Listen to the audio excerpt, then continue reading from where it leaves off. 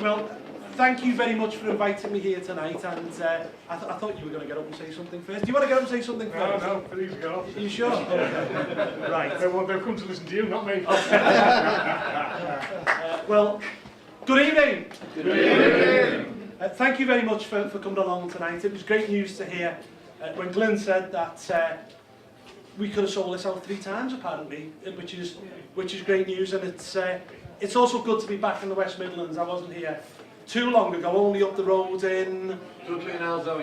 Yeah, Dudley and Alzo, and that's where it was. I do that many of these meetings, I forget where I've been and where I'm going. And that was a great turnout as well. It just goes to show that we are actually going places in this region. And of course, we've got the MEP selection process coming up very soon, and I'm sure that you will select wisely and that we will end up with a real good slate of candidates here in the West Midlands, and people who will go out to Brussels and indeed do you proud. I think I'll start by saying thank you to Glenn for inviting me. It was this time last year I came along to a curry house in Stourbridge and enjoyed myself immensely. I'm driving unfortunately tonight, so there's no chance I can have a few drinks, but I'm sure it'll all go down pretty well. I mean, UKIP is a political party which is going places.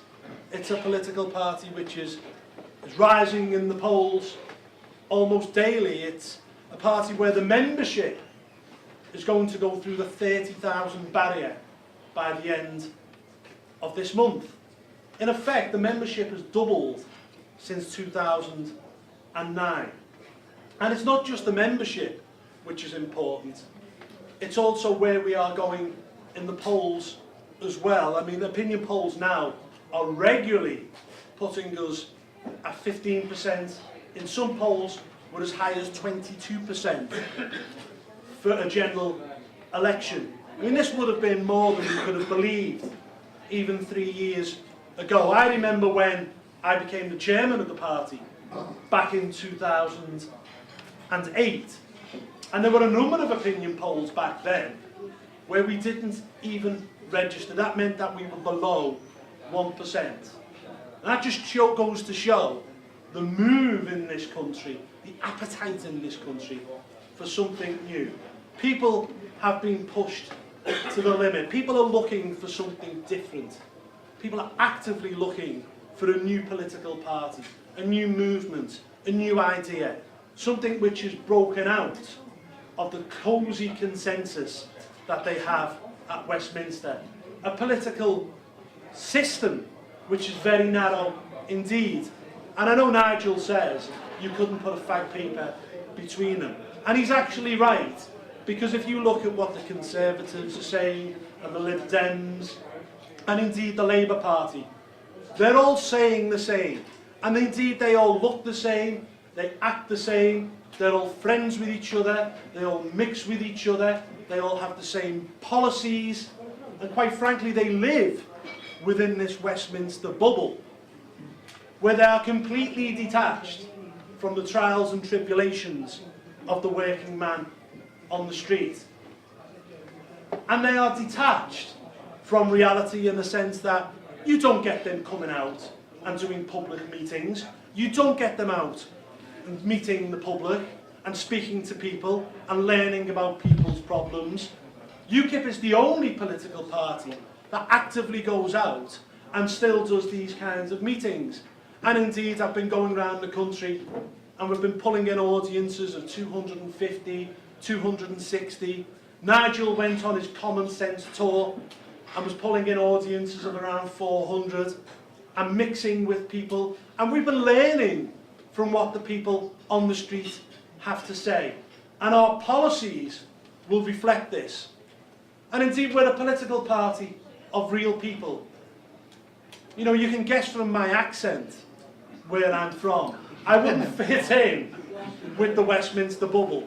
I wouldn't fit in those bars around the Houses of Parliament because I'm different. You look at the cardboard cutouts who represent the other three political parties, they've usually been on the same road.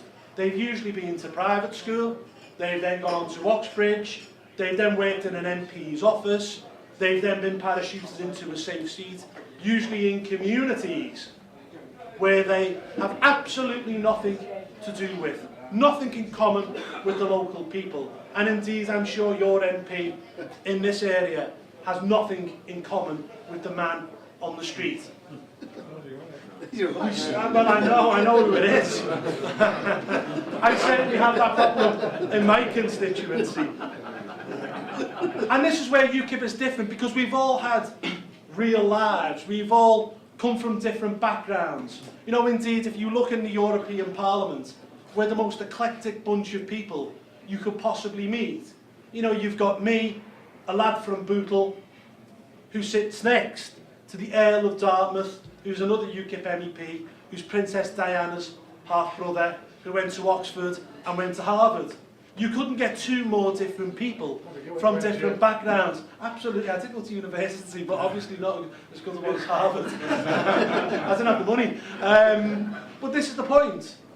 It doesn't matter what class you're from. You can be working class, middle class, or upper class. What we're saying is resonating with people. And I think Nigel hit it on the head with his common sense talk. Because UKIP's policies are about common sense. You know, people have this idea that UKIP is some sort of single issue pressure group. People, particularly in the media, try to dress us up as that, try to label us as single issue because it suits their agenda.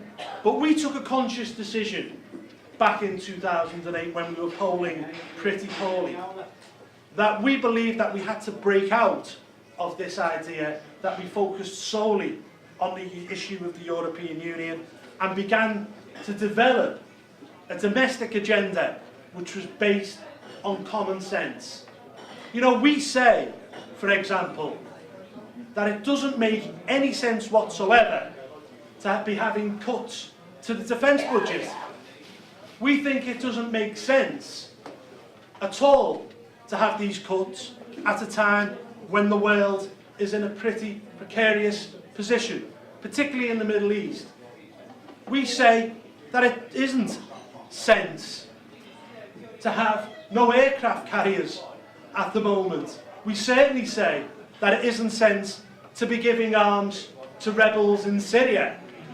Rebels who the CIA, the Iraqi government, have all said have links to Al-Qaeda. So in fact, we will be giving arms to rebels, the same people who were to blame for the murder of drummer Lee Rigby. And in UKIP, we say that this is an absolute disgrace.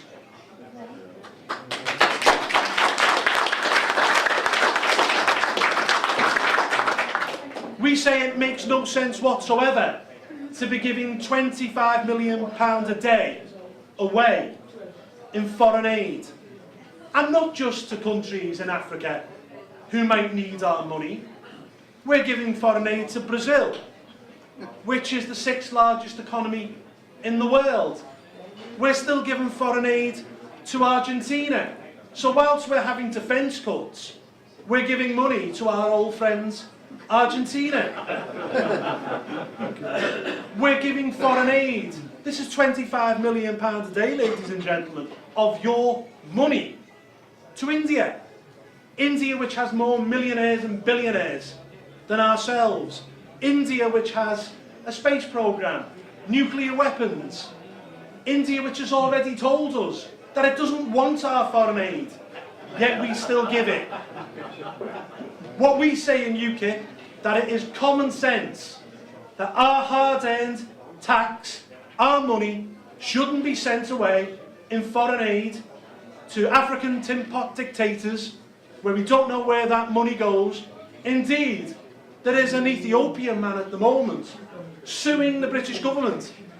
Suing the British government because the £3 billion that we've given in foreign aid has ended up in the hands of people who were described as Stalinists, people who were butchering members of their own society, people who are driving people out of their homes. So we're not just giving this foreign aid away, we don't know where it's going. And what we say in UKIP is that it's our money, it's our tax, and it will be better spent on our armed forces, on our schools, and on our transport system.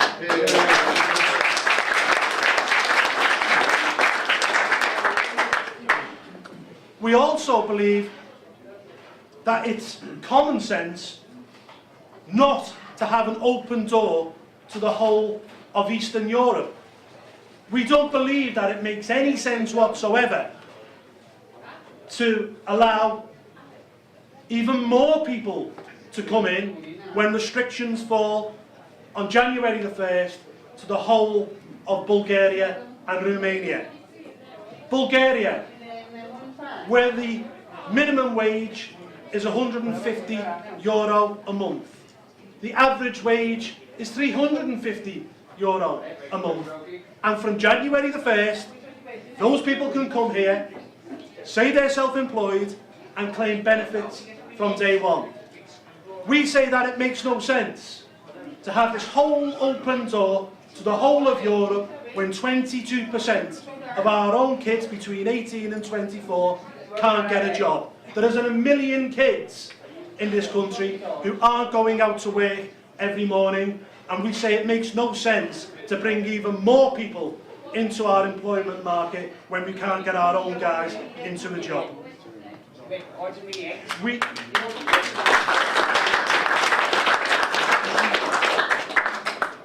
And it's not about race.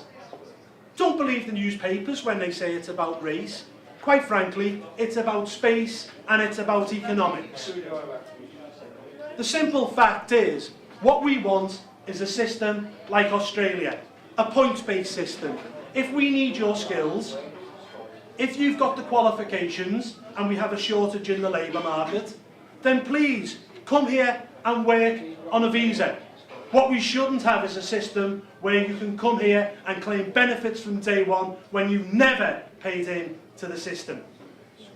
We also don't believe that we should have our hands tied by a Human Rights Act which is little more than a criminal's charter.